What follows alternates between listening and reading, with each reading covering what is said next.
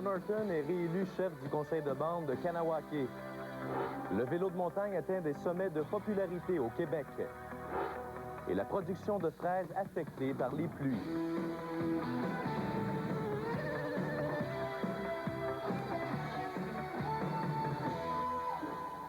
Bonne fin de soirée, mesdames, messieurs. Tout d'abord, Alistair Nicholas, ce Mohawk de Kanesatake, soupçonné d'avoir proféré des menaces de mort à l'endroit du maire d'Oka, a été arrêté ce soir par la Sûreté du Québec. Nicholas est aussi un des 5 Mohawks de Kanesatake qui a procédé à l'agrandissement du cimetière situé à l'entrée du terrain de golf d'Oka. Ils vont comparaître demain au palais de justice de Saint-Jérôme. Et puis les Mohawks de Kahnawake, cette fois-ci, ont réélu Joe Norton pour une 8e fois à la tête du conseil de bande de leur réserve. Et même si Norton était en faveur de l'implantation d'un casino, une majorité de résidents ont rejeté l'idée. C'était plutôt tranquille à Kahnawake en matinée. Il faut dire qu'on s'est couché tard sur la réserve. Après un interminable dépouillement des voix, ce n'est que vers 23h45 que l'on a annoncé les résultats de l'élection. John Martin, 201. Joe Norton, 916. Avec un taux de participation de 30 du jamais vu, Joe Norton a été réélu avec une majorité de plus de 700 voix sur son plus proche adversaire. Un moment de réjouissance après une grande déception. There were 627 yes votes. There were 724 no votes. The casino proposal was rejected. Le projet de casino, lui, a été battu par 97 voix. Le oui a recueilli 46 des suffrages, contre 53 pour le non. Il y a des gens qui n'ont pas d'argent, ils vont puis perdent leur argent. Et j'ai des bons amis qui ont perdu leur famille, leur travail, beaucoup d'argent. Mais d'autres opposants, comme les traditionnalistes, affirment que malgré le non, le conseil de bande pourrait revenir à la charge avec son projet de casino.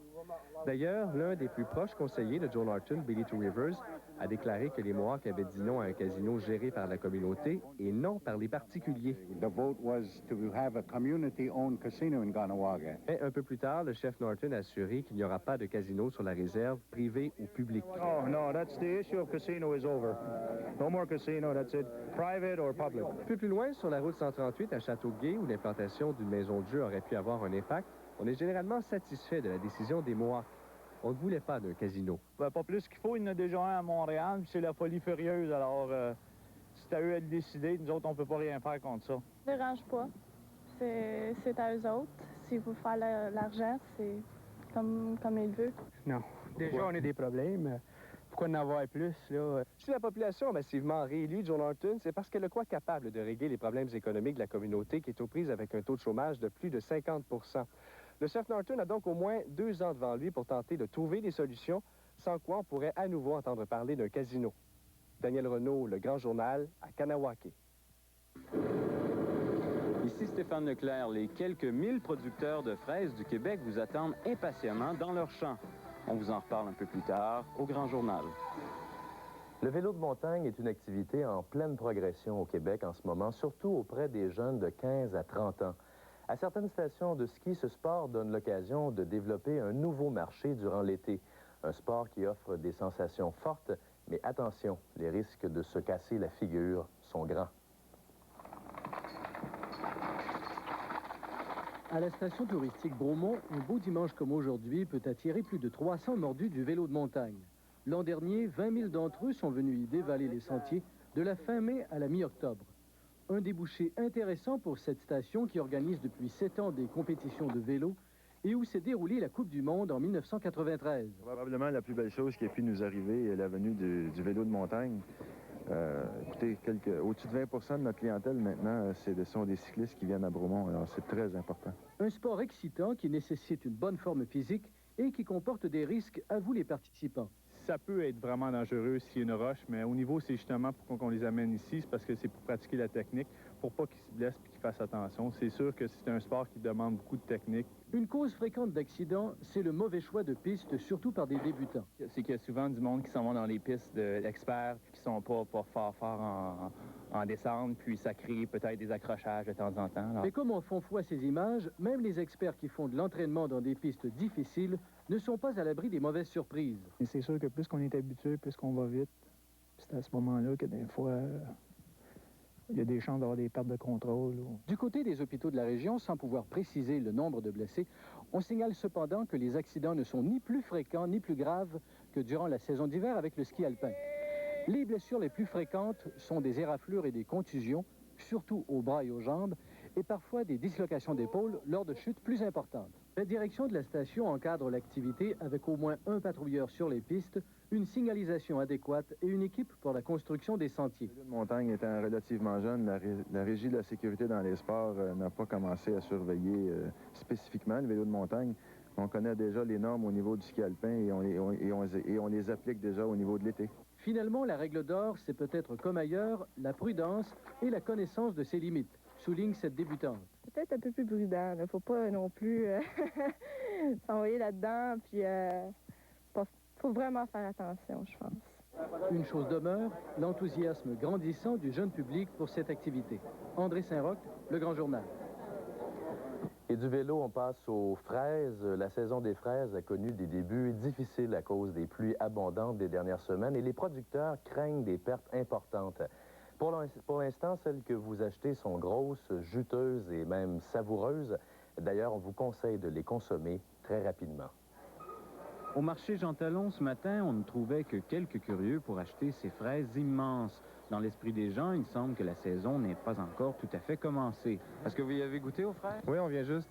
Oui. Puis qu'est-ce que ça a l'air? Ben, ça a l'air être le bon temps pour en acheter, là, je pense. Oui. En fait, les prix sont encore assez élevés dans les marchés et c'est là une conséquence de nos derniers jours pluvieux. On ramasse pas pendant ce temps-là, donc il y en a moins, des jours qu'il y en a moins, donc le prix est plus haut. Puis quand on se met à ramasser, ben, le prix redescend parce qu'il y en a plus. Près du petit village d'Ange-Gardien, non loin de Granby, en Estrie, la pluie n'a pas épargné les producteurs de fraises, du moins ceux qui vous demandent de cueillir vos fraises vous-même. Lorsque les fruits sont bien mûrs puis que les orages sont violentes, on peut voir que les fraises ont tendance à soit couler un petit peu comme ça, là, parce que pas toutes les fraises, mais il y en a une partie quand même, ou bien on a des pourritures un petit peu autour de la queue. Sans compter que lorsqu'il pleut, les cueilleurs ne viennent pas et les fruits pourrissent plus rapidement. En Estrie, on se dit moins affecté qu'ailleurs, moins que dans les fraisières de la Rive-Sud de Montréal, par exemple. Je discutais hier avec un producteur là, de la région de Saint-Hubert, puis il parlait d'une perte peut-être de 50 déjà dans sa fraisière, cumulée avec les ventes d'eau. Nous, dans la région ici, on peut parler, là, dans certains cas, il n'y a pas beaucoup de pertes. Dans d'autres, on peut parler de 5 10 15 de pertes maximum. Ben, faut dire qu'elles sont belles, hein, pour un début. Ah oui. Parce que... Si la belle température se maintient au cours des 10 prochains jours, les producteurs pourront limiter leurs pertes et pourront profiter du plus fort de la production. Les cueilleurs, eux, semblaient toutefois comblés. Qu'est-ce que vous en pensez? Vous êtes un spécialiste, sûrement? Belles cette année, sont succulentes, sont délicieuses. On vient chercher 100, 125 livres, 150 livres de fraises. Ah oui, tant que ça. Oui, on a seulement deux. Ben, lui, il est chez eux, il est voisin de chez nous. Et puis, on mange ça durant l'hiver. Il y a près de 1000 producteurs de fraises au Québec et pendant la période de cueillette qui s'étale du 29 juin au 20 juillet environ, eh bien, ils en produiront près de 50 millions de livres, soit environ 7 livres par personne. Stéphane Leclerc, Le Grand Journal. Et des centaines d'Américains ont célébré leur fête nationale aujourd'hui, une journée plus tôt, une fête organisée par le Centre Infotouriste.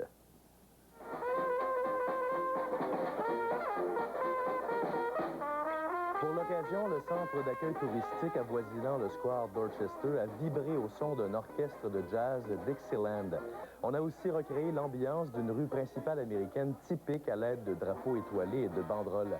On pouvait y croiser des personnages de Walt Disney, l'Oncle Sam, l'inévitable camion de pompiers antique et le Dalmatien, des voitures anciennes, des calèches et le trolley doré d'antan.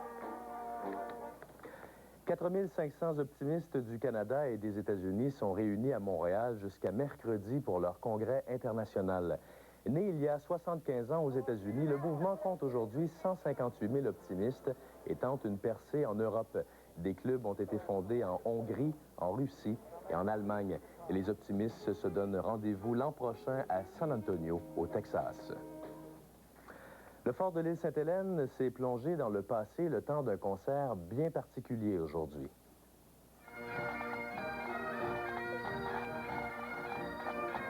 Le Black Watch Band and Pipers a présenté un programme de musique militaire et folklorique du patrimoine britannique. Les Montréalais ont donc pu se familiariser avec les techniques militaires de l'époque, les uniformes, les campements, la préparation de la nourriture, l'entretien des armes et les loisirs. Et de retour d'une semaine de vacances, le premier ministre Daniel Johnson reprend le collier demain alors qu'il a convoqué les journalistes à la Chine en banlieue de Montréal.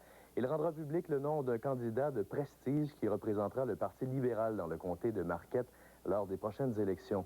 Plus tard cette semaine, le premier ministre pourrait déclencher les élections générales, dis-je, à tout le moins annoncer l'émission des brefs pour un scrutin partiel dans Rivière-du-Loup. Eh bien, on passe maintenant au sport, Stéphane. Il y avait beaucoup d'actions du côté des Expos et des Giants cet après-midi. Les Expos ne cessent de nous étonner. Encore cet après-midi, ils ont frappé 2 coups de circuit, ceux de Fletcher et de Walker également. Malheureusement, ils se sont inclinés par la marque de 8-5. Nous aurons pour vous tous les détails dans quelques minutes. Merci, Stéphane. Voici les Kodak FunSaver. Les voici, beaux et chauds. Les films, appareils photo. 2 dans un, du jamais vu. On en a plein la vue. Pour un beau panorama Kodak FunSaver. Oui, c'est ça. Qu'est-ce qu'on peut vous dire de plus? On en a plein la vue. Au grand air ou dans la mer. Des photos vraiment super. Des souvenirs à n'en plus finir. Kodak FunSaver. Plein la vue. Ouais. Regarde, il y a du nouveau chez King. Ils fabriquent maintenant des panneaux amovibles. Wow, c'est original. Mais ça se compare pas avec l'autre. Les dentelles, les pleins jours, les imprimés, les verticaux sont tous à 3 pour le prix d'un. Et en plus, il n'y a aucun prix de détail, juste des prix gros. Pourquoi payer pour 3 quand le King nous en donne 3 pour le prix d'un? Le King, la décoration à Laval et à Brossard, au téléphone 942 King.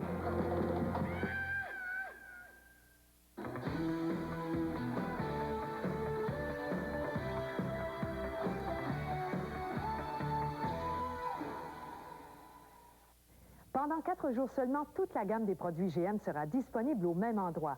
Du 4 au 7 juillet, c'est la super vente des produits GM à Boisbriand, juste à côté de l'usine GM, et c'est ouvert au grand public. Des prix exceptionnels GM avec transport de l'usine inclus. On acceptera de faire l'échange ou le financement sur place. Vous pourriez donc quitter au volant d'un nouveau camion ou auto Chevrolet, Pontiac, Géo, Osmobile, Buick ou même d'une Cadillac. Les 4, 5, 6 et 7 juillet, c'est la super vente des produits GM juste à côté de l'usine GM à Boisbriand. Qui vous offre un bar à salade aussi varié, un chef aussi charmant, un roast-beef aussi tendre et des plats aussi appétissants? Qui d'autre que la vieille école?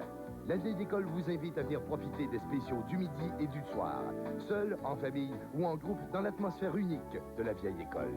Le dimanche, la vieille école vous réserve un brunch extraordinaire et à un prix abordable. Le restaurant La Vieille École, 211 Henri Bourassa Est, entre la Jeunesse et Saint-Laurent. 60 minutes de rock avec Sonia Benezra et Nanette Workman. Depuis ses débuts jusqu'à aujourd'hui, la rockeuse se raconte avec la complicité de Tony Roman, un ami de la première heure. C'est un rendez-vous lundi, 19h. Quel été? À quelle histoire?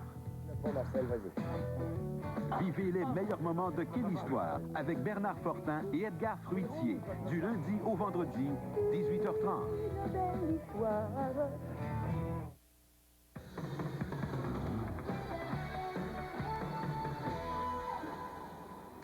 Bonsoir, mesdames et messieurs. Les Expos et les Giants complétaient leur palpitante série de 4 matchs aujourd'hui à San Francisco. La série s'est terminée comme elle a commencé, c'est-à-dire à coup de circuit. Le partant des Giants, Mike Portugal, qui en est à son premier départ en plus de 2 semaines, n'a aucune difficulté à sortir de la première manche. Ce qui n'est pas le cas de Kirk Ritter avec un compte de 2 balles, aucune prise.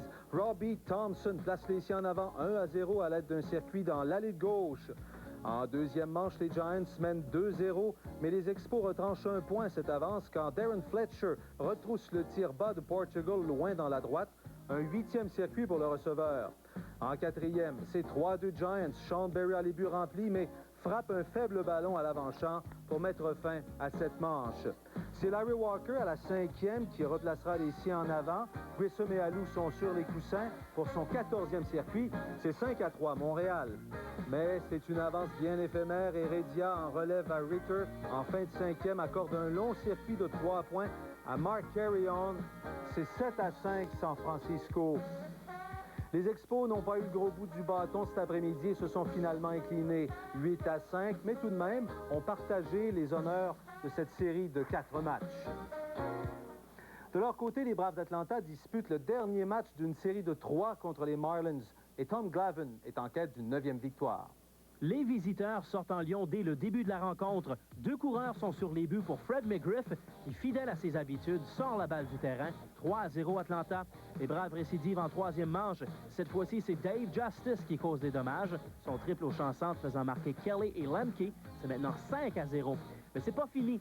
Bill Pecota frappe le front de Bill Weathers suffisamment loin pour que Justice aille reprendre son souffle. Les Braves qui ont maintenant 6 points d'avance et le festival offensif se poursuit.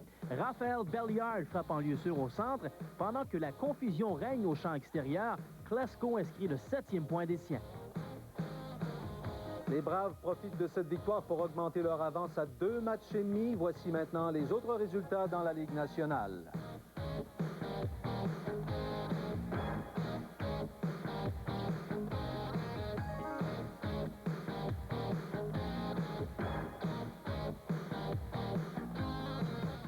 Les champions de la Série mondiale, les Blue Jays de Toronto, tout comme les Expos, disputent une série de 4 matchs. Les hommes de Cito Gaston affrontent les Royals de Kansas City et devaient composer cet après-midi avec David Cone. Toronto n'a que 4 gains seulement en 19 matchs et Dave Stewart, le partant des Jays, a perdu ses 2 derniers départs. Ça ne regarde pas très bien pour lui d'ailleurs. À la 2e manche avec Mike McFarland sur les sentiers, Greg Gagné l'atteint pour un long circuit, 2-0 Kansas City. Roberto Alomar redonne un peu d'espoir aussi à la manche suivante avec un circuit en solo face à David Cone qui réduit l'écart à 2-1. Mais Cone se ressaisit par la suite, mystifiant les frappeurs des Jays pour sa 12e victoire, un gain de 11-6 des Royals.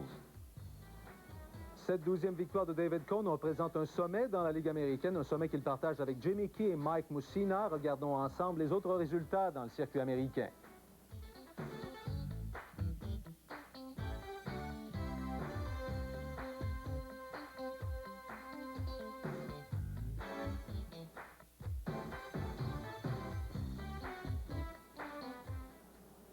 Si les amateurs du Québec ont oublié de voter pour leur porte-couleur au scrutin du match des étoiles au baseball, les dirigeants des autres formations ont corrigé cette erreur.